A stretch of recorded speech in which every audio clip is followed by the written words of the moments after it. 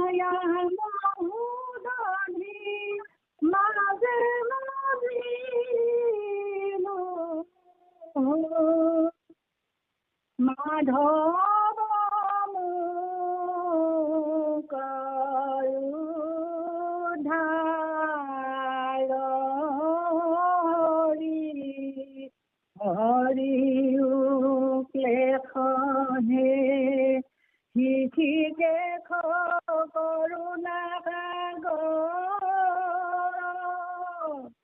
মায়া মহুদধি মাজে মজিলো মাধৱ মোক উদ্ধাৰ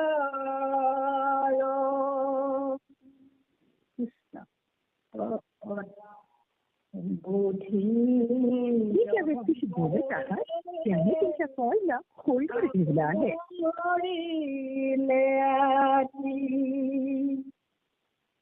মহামূৰ্খ ভৈলো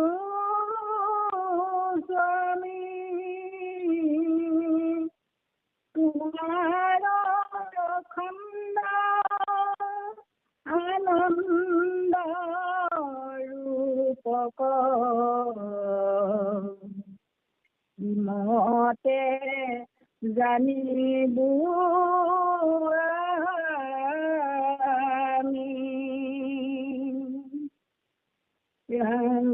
দিন দায়াশীল দিও উপদেশ তোমাৰ চৰণে ধৰো শ্ৰৱণ কীৰ্তন স্মৰণ ভক্তি সদায়ে যিমতে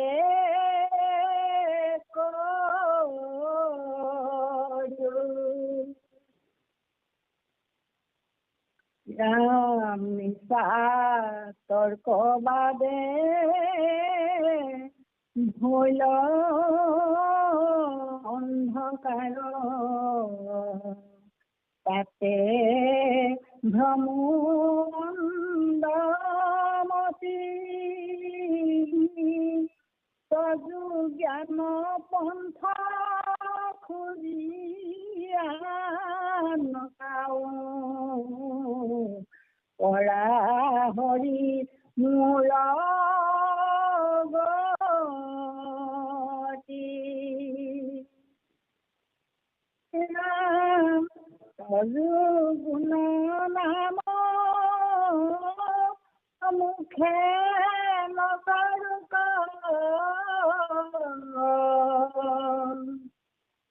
কৃপা কৰা চক্ৰ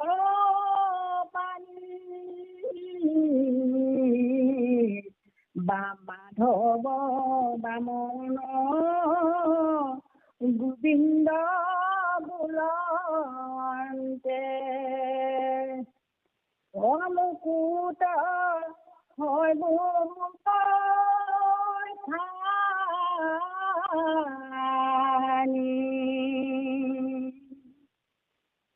তুমি সত্য ব্ৰহ্ম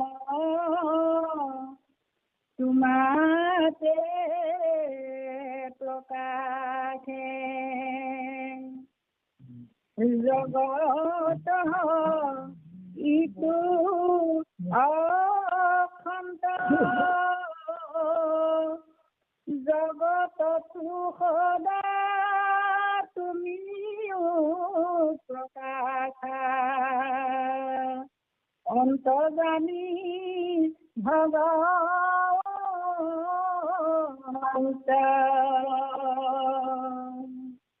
জ্ঞান এতে কেহে জ্ঞানী গণে অৱশেষ জগত কেৱলে হৰি আবে জগজীৱ তোমাৰ চৰণে ভজো হৃদয়ত ধৰি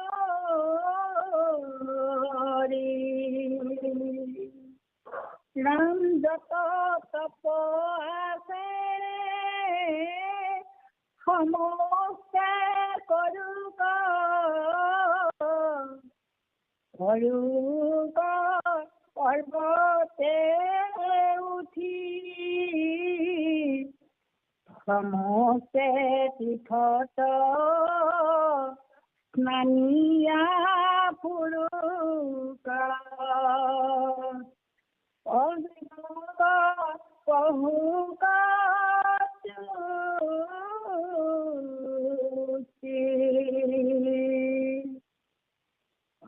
যত যজ্ঞ আছে সমস্ত যদুক পৰুক যোগ অভ্যাস হৰিৰ কীৰ্তন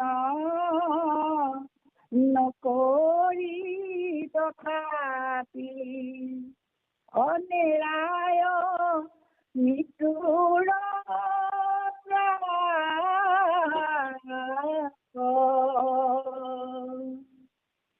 ৰাম নাহি দেহেন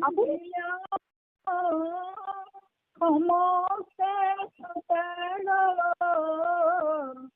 ভক্তিক ধৰা কলে তুমি সৰ্বজ্ঞ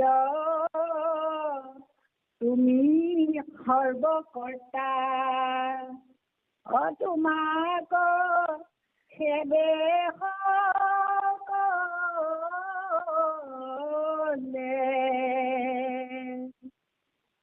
যেন চক্ৰৱৰ্তী ৰজাক যোগাৱে সামৰা যে কৰ ভাৰ ব্ৰহ্মা আদি কৰি দেৱৰ ঈশ্বৰ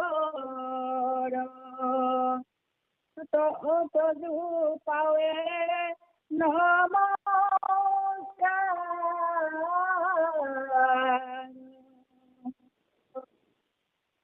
রাম তোমারে খে মায়া কর্মে বন্দী হুয়া সংসারে উপজু নরু দুঃখ সাগরত প্রাণ করা হরি তোমার চরণে ধরু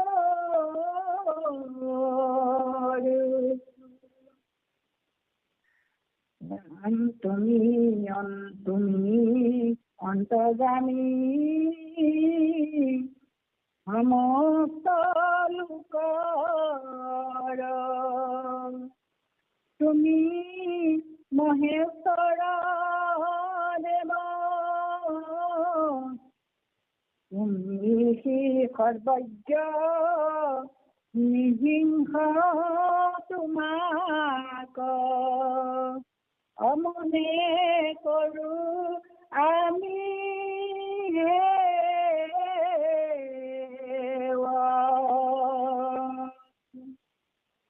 সংসাৰ চক্ৰ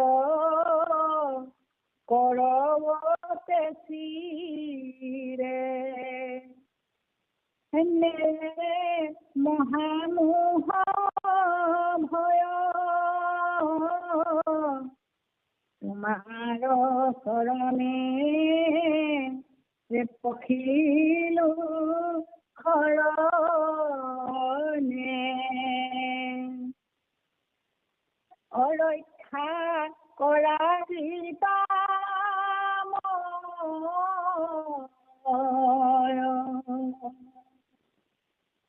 ৰাম তুমি মহাগুৰু তোমাৰ চৰণে মন যদি লৱে বাস তোমাৰ কৃপায়ে সদে সিদ্ধি হোৱা নালাগে জ্ঞান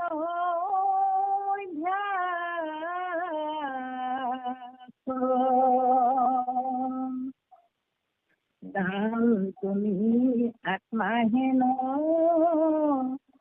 জানিয়া তোমাক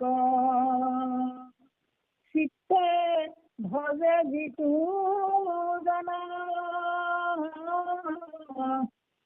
পুত্ৰ দ্বাৰা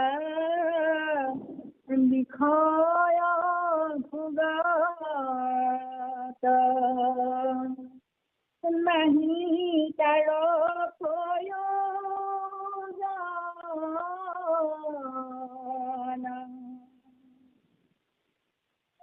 ৰাম তোমাৰ নামক মুখে ফুৰে গাই সিয়ে তদুৰূপ ধৰি শুনে মানে ধনী কলায় পাতক তাকি বোলা হৰি হৰি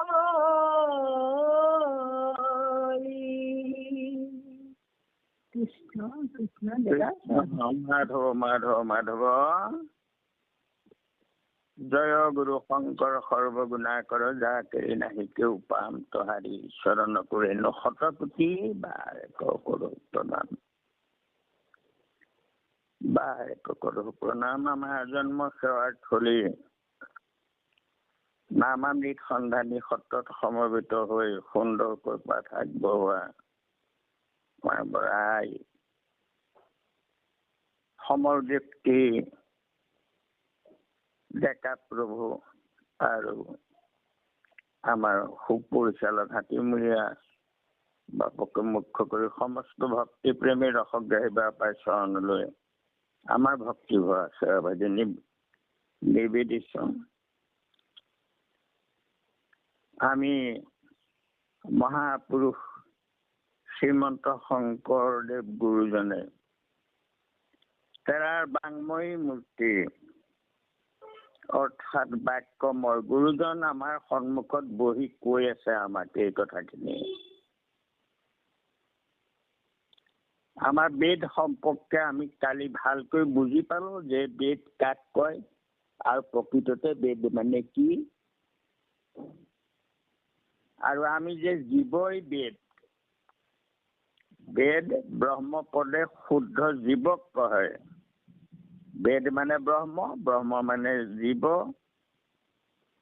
পৰম ব্ৰহ্ম ঈশ্বৰ, আৰু এই বেদৰ স্তুতি মানে জীৱ স্তুতি, এয়াও আমি বুজি পালো। অৰ্থাৎ আমিয়েই কৰি আহিছিলো, স্তুতি কৰি আহিছিলো, আমি পাহৰি থাকিলো আকৌ। শপত খাই আহিছিলো গোসাঁইৰ ওচৰত যে আমি আগৰ জন্মত আমি তোমাৰ কাষলৈ যাব নোৱাৰিলো, আৰু নোৱাৰাৰ কাৰণে বাৰে বাৰে জন্ম লৈ আছিলো। জন্ম হওঁ, আকৌ তোমাৰ গৰ্ভতে শয়ন কৰো, আকৌ জন্ম হওঁ। গতিকে একেবাৰে তোমাৰ কাষলৈ যাব আমি নোৱাৰিলো। নোৱাৰাৰ কাৰণবোৰ কি স্পষ্টকে ঘোষণা কৰিছে ইয়াত, যে কি কি কাৰণত আমি পৰা নাই, আৰু সেই দোষখিনি যাতে এই জন্মত আমাৰ নহয়। কৃষ্ণ হৰি হৰি ক্লেশ হে ঋষিকেশ কৰুণা সাগৰ, মায়া মোহ দধি মাজে মজিল হো মাধৱ মুক উদ্ধাৰ। হে হৰি, জনম মৰণ এইবোৰ ক্লেশ, হৰিও আমাৰ জনম আৰু মৰণ এই ক্লেশটো বাৰে বাৰে যাতে আহি জন্ম হৈ থাকিম, আকৌ মৰিম, আকৌ জন্ম হম, এই ক্লেশৰ পৰা আমাক উদ্ধাৰ কৰা প্ৰভু। তুমি কৰুণা সাগৰ, সেইকাৰণে তোমাৰ চৰণত শৰণ লৈ তোমাক প্ৰাৰ্থনা কৰিছো, এইবাৰ আমাক উদ্ধাৰ কৰিবা প্ৰভু। ক'ৰ পৰা মায়া মহোদধি, এই মায়া সাগৰখন, মায়া বুলি কওঁতে আমি বুজি পাইছো, আগতে কৈ আহিছো বহুতবাৰ, মায়া মানে আমাৰ দেহবোৰ, দেহৰ প্ৰতি অবস্তুক দেখা হয় বস্তু পোৱা বুলি আহিছে মোহৰ মায়া। প্ৰভু এই দেহবোৰ সগুণ কৰিবৰ কাৰণে, লীলা কৰিবৰ কাৰণে দেহৰ প্ৰয়োজন হ'ল। তাৰ কাৰণে এই মায়া পঞ্চভূত দেহৰ পৰা বাহিৰ কৰি লৈছিলে, লৈ তাতেই পঞ্চভূতৰ দেহবোৰ সাজিলে আৰু ভিতৰত আমাক জীৱ প্ৰৱেশ কৰোৱাই দিলে। জীৱৰূপে তেওঁ প্ৰৱেশ হ'ল। আমি সেই দেহবোৰকে মই বুলি দেহৰ প্ৰতি আমাৰ মোহবোৰ থাকে, সেইটোকে মায়া মহোদধি বুলি কৈছে। এইখন মায়া সাগৰ, তাত আমি সোমাই আছো। গতিকে এইবাৰ প্ৰভু আমাক এই সাগৰৰ পৰা উদ্ধাৰ কৰা। আৰু কি দুখত হ'ল এইটো পদত কৈছে, বুদ্ধি অহংকাৰে আৱৰিলে অতি মহামূঢ় ভৰিলো স্বামী, তোমাৰ অখণ্ড আনন্দ ৰূপক কিমতে জানিবো আমি। প্ৰভু, আমাৰ বুদ্ধি মলমতি হ'ল, আৰু বিশেষকৈ অহংকাৰ ভাৱটোৱে এই দেহটোকে মই বুলি ভবা, এই যিটো ভাৱ এইটোকে অহংকাৰ বুলি কয়। শৰীৰক মই বুলি ভবাটোৱে অহংকাৰ। এই অহংকাৰে আমাক আৱৰি পেলালে, তোমাক নেদেখা হলো, দেহতে মই ভাৱ হৈ গল। গতিকে তোমাৰ অখণ্ড আনন্দ ৰূপক মই কিমতে জানিবো আমি।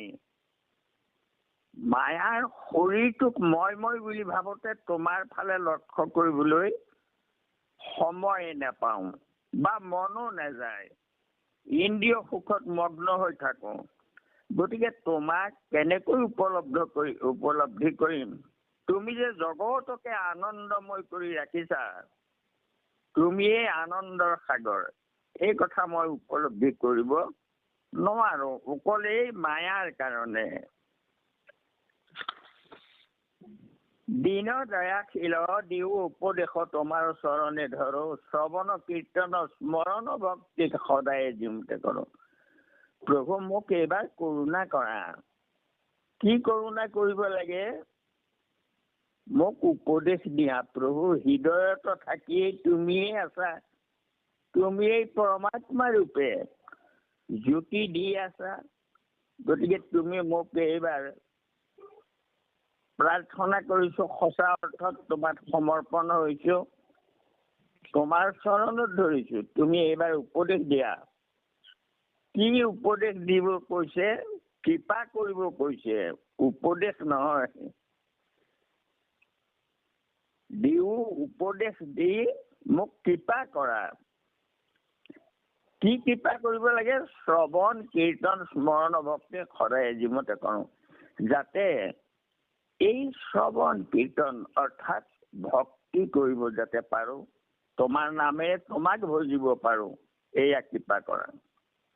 মিছা তৰ্কবাদে ভৈল আন্ধাকাৰ, তাতে ভ্ৰম মন্দমতি, তজু জ্ঞান পথ খুজিয়া নাপাও, কৰা হৰি মোৰ গতি। মিছা তৰ্কবাদে, এই যে যুক্তি তৰ্ক এইবোৰ বিচাৰি ঈশ্বৰ আছে নে বোলে আছে, কেনেকুৱা দেখুৱাই দিয়া, ক'ত আছে দেখুৱাই দিয়া, ঈশ্বৰে কি কৰে, কেনেকৈ কৰে তেওঁক দেখুৱাই দিয়া, এই যুক্তি তৰ্ক, তৰ্ক শাস্ত্ৰ মহাব্যাঘ্ৰী, তাহান নিপুণ পতি, তান অশিষ্য ভুইল পুত্ৰ প্ৰায় সংসাৰ মনত পশী পতি পুত্ৰ সমন্বিতে উপনিষদ ধেনু ধৰি খাই। এই তৰ্ক শাস্ত্ৰবোৰ, তৰ্ক শাস্ত্ৰ কি?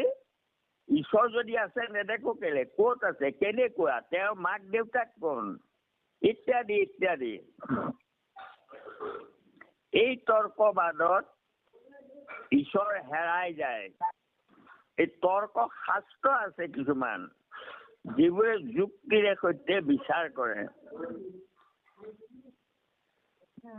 গতিকে সেই তৰ্ক শাস্ত্ৰবোৰকে পঢ়ি, এইবোৰ যে উকালতি পঢ়া উকিল হোৱা মানুহবোৰে পঢ়া সেইবোৰ তৰ্ক শাস্ত্ৰ পঢ়ি, যুক্তি তৰ্ক। গতিকে সেই তৰ্ক শাস্ত্ৰ পঢ়ি তাত আমি অন্ধকাৰলৈ গলো। ঈশ্বৰৰ অস্তিত্বকে নাইকিয়া কৰি দিয়ে তৰ্ক শাস্ত্ৰই। আৰু তোমাৰ যি জ্ঞান পথ, অৰ্থাৎ ধ্যান যোগে সাধনা কৰা, এই সাধনাবোৰ কৰি নিৰ্গুণ ব্ৰহ্মক হৃদয়ত ধ্যান কৰি খুজি বিচাৰি নাপাওঁ আমি। তজু গুণ নাম কৃষ্ণ মিছা অন্ধকাৰতে হলো, অন্ধকাৰত সোমালে জ্ঞান পথেদি গতি পোৱা আমাৰ সম্ভৱ নহয়।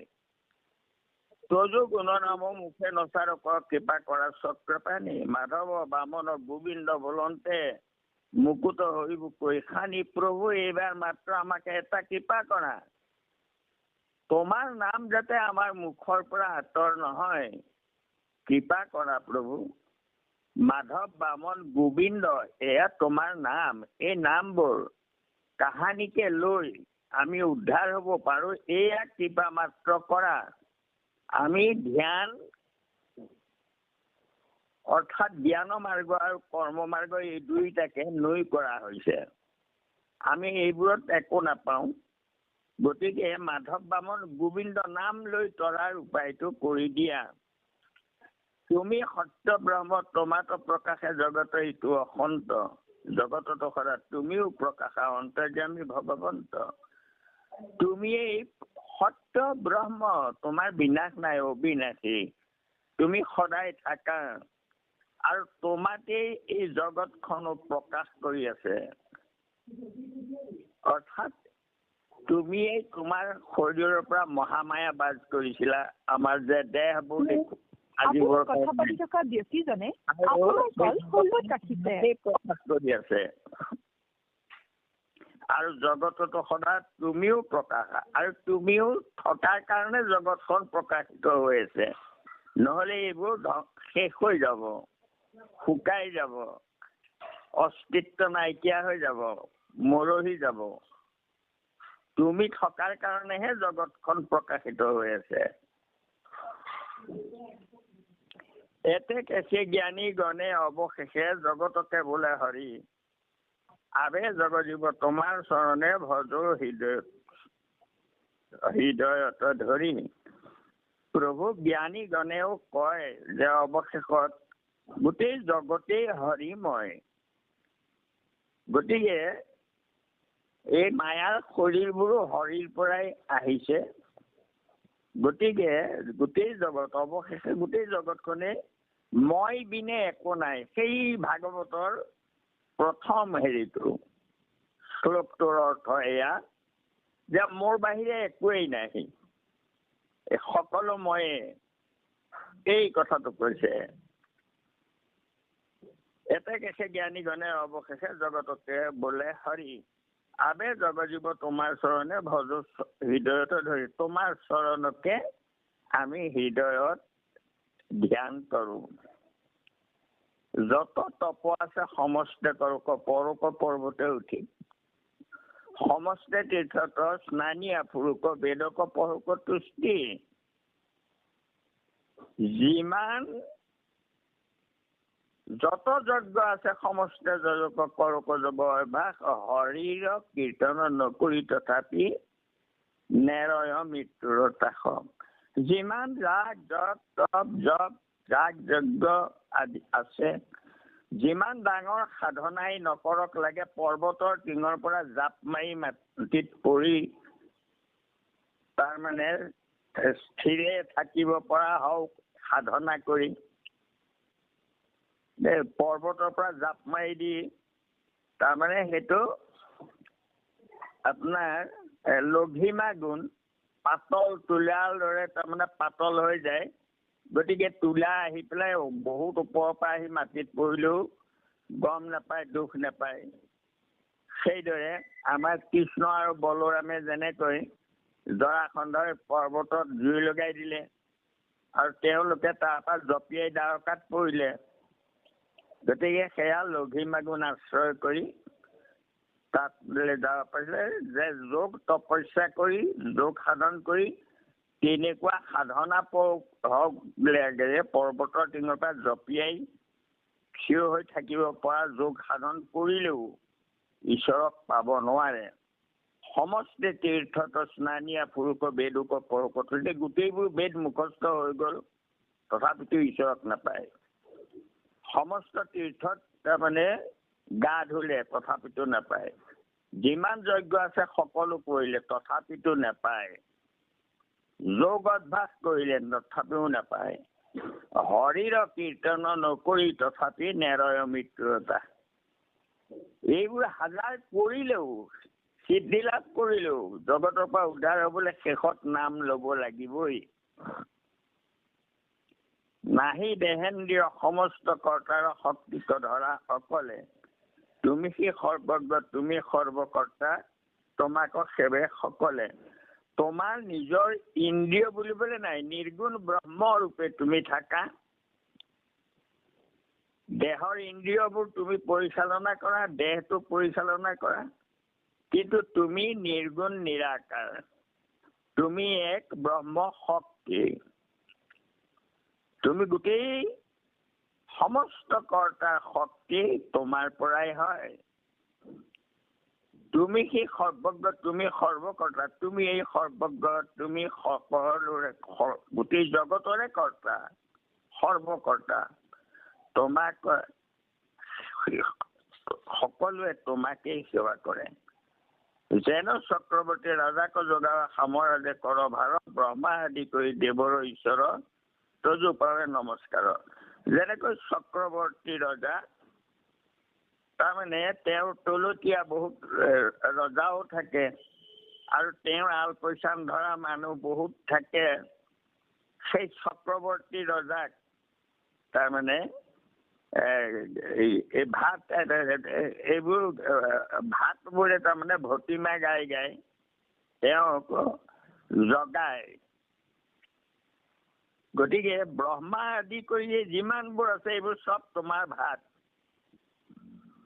তোমাৰ একে মায়া কৰ্মে বন্দী হৈয়া সংসাৰে উপযোগ মৰো প্ৰভু আমি তোমাৰ মায়াতেই বন্দী হৈছো অৰ্থাৎ মায়াৰ সজাটোত আমাক ভৰাই দিয়া আমি তাতে সোমাই যাওঁ আৰু সোমাই পেলাই দেহটোকে মই এই ভাৱ আহি যায় দুখ সাগৰত ত্ৰাণ কৰা হৰি তোমাৰ চৰণে ধৰো বাৰে বাৰে উপযোগ মৰো সেই দেহত মই বুদ্ধি কৰাৰ কাৰণে গতিকে হে প্ৰভু এইবাৰ তোমাৰ চৰণত প্ৰাৰ্থনা কৰিছো যাতে এইবাৰ আৰু এই মায়াত আমি আবদ্ধ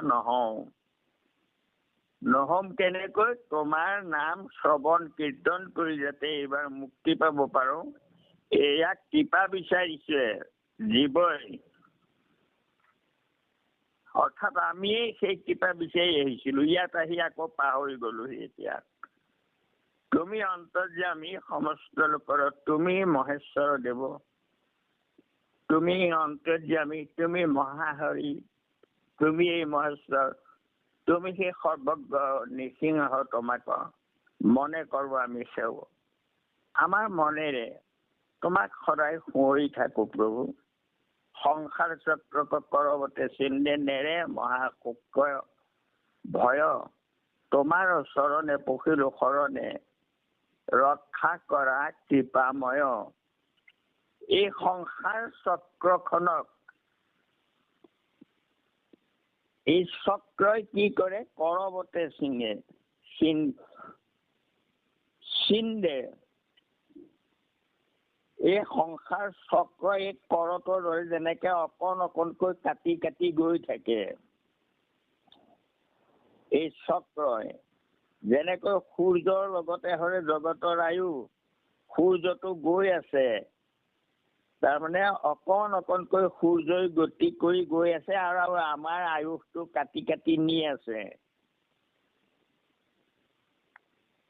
এই সংসাৰ চক্ৰই আমাক যেনেকৈ কাটি কাটি আয়ুসটো কাটি কাটি নি আছে, আৰু ইয়াতে আমাক নেৰে মহাশোক ভয়, মহাশোক ভয় মোহৰ কাৰণে শোক। এই শোক আৰু ভয়ে আমাক তাহানিও নেৰা হৈছে। তোমাৰ চৰণে পঢ়িলো শৰণে ৰক্ষা কৰা কৃপাময়। গতিকে তোমাৰ চৰণতে শৰণ পঢ়িলো, তোমাৰ বাহিৰে আৰু একো নাই বুজি পালো প্ৰভু। তুমি মহাগুৰু, তোমাৰ চৰণে মনে যদি লয় বাসত, তোমাৰ কৃপাই সবে সিদ্ধি হইব, নলাগে জ্ঞান অভ্যাসক। তোমাৰ চৰণ যদি আমাৰ মনলৈ আহি যায়, তোমাৰ ভক্তি যদি আমাৰ হয়, তোমাৰ নাম যদি আমাৰ মনলৈ আহি থাকে, সকলো সিদ্ধি হব। নলাগে জ্ঞান অভ্যাস। জ্ঞান মাৰ্গৰ অভ্যাস কৰাৰ প্ৰয়োজন নাই, কৰ্ম মাৰ্গৰ কাম কৰাৰ প্ৰয়োজন নাই। তোমাৰ কৃপা হলে সকলো সিদ্ধি হৈ যাব।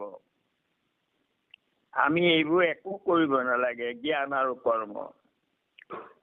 তুমি আত্মাহীন জানিয়া তোমাক চিত্তে ভজই যিটো জন, তুচ্ছ পুত্ৰ দ্বাৰা বিষয় ভোগব নাহি তাৰ প্ৰয়োজন।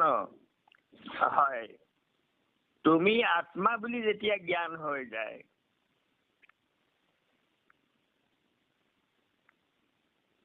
আত্মবোধি হয় যেতিয়া,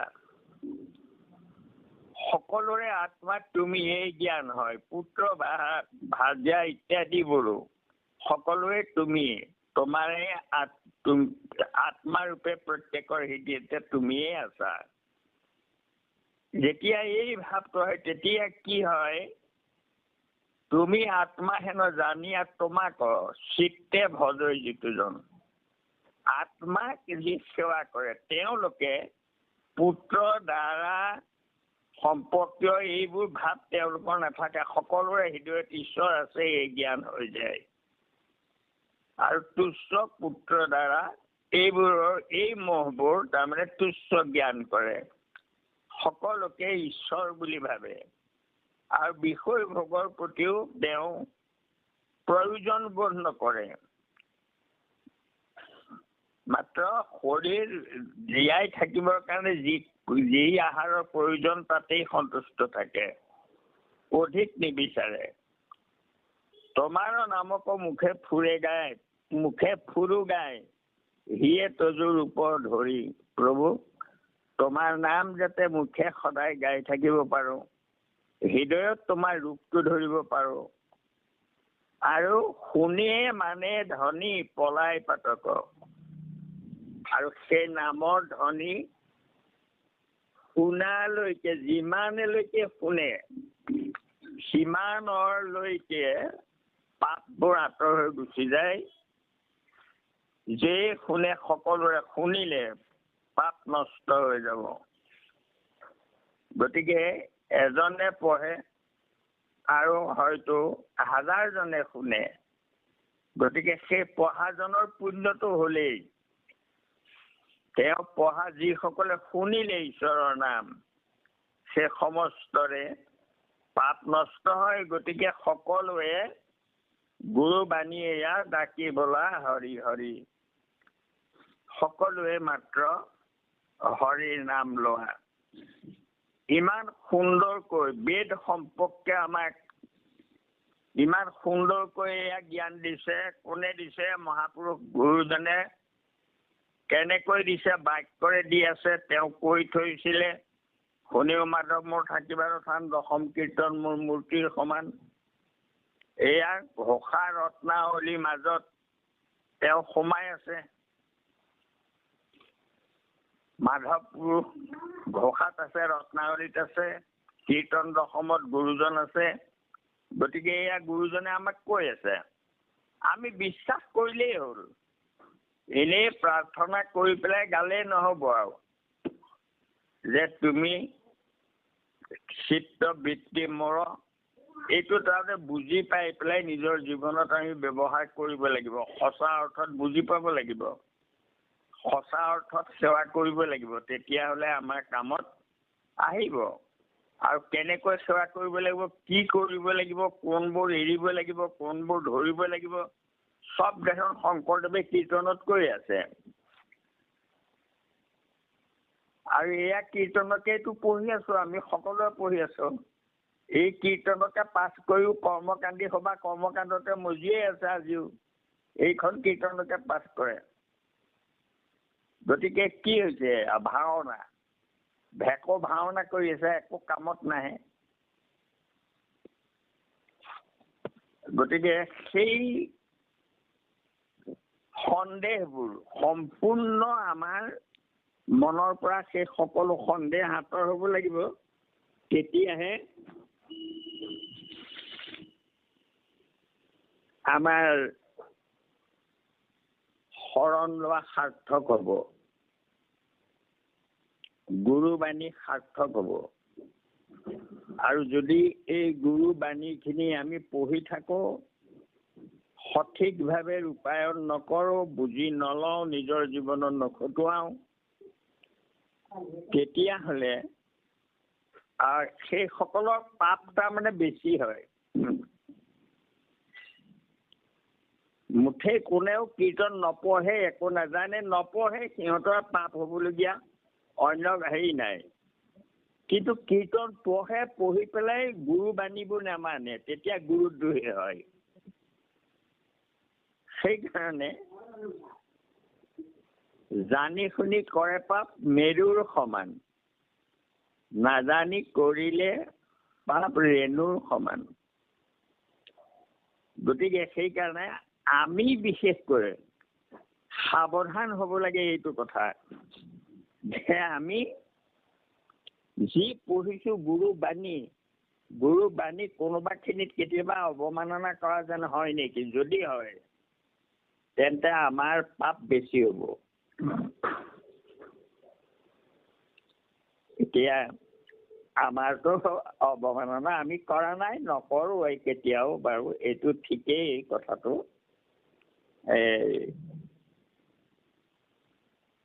কিন্তু বিশ্বাসটো সুদৃঢ়ভাৱে হ'ব লাগিব। আৰু এই কথাখিনি, এই যে স্তুতিখিনি কৰিলে, বেদে স্তুতি কৰিলে, এই স্তুতিটো আমাৰ স্তুতি, অৰ্থাৎ আমি জীৱ স্তুতি। এয়া এই কথাটো হৃদয়ংগম কৰিলে কথাখিনি আমি বুজি পাম।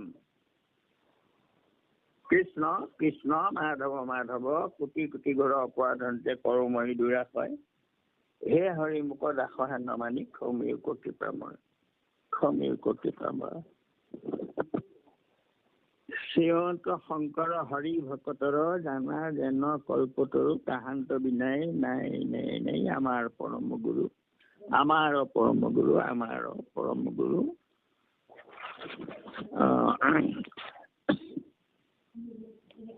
হেৰি দোহাই পেলাই দোহাই দিয়া আৰু কৃষ্ণ মাধৱ মাধৱ মাধৱ কৃষ্ণ। আপুনি কথা পাতি থকা ৰাম ৰাম তোমাৰ নাম মুখে ফুৰু গাই, সিয়ে তজুক ধৰি, কোনে মানে ধনী পলায় পাতক, বাকী বোলা হৰি হৰি।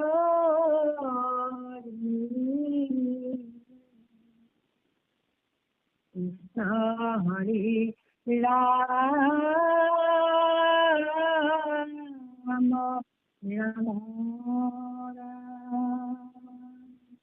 কৃষ্ণ জয় ৰাম জয় নাৰায়ণ জয় কৃষ্ণ জয় জগৎ গুৰু শ্ৰীমন্ত শংকৰ কৃষ্ণ কৃষ্ণ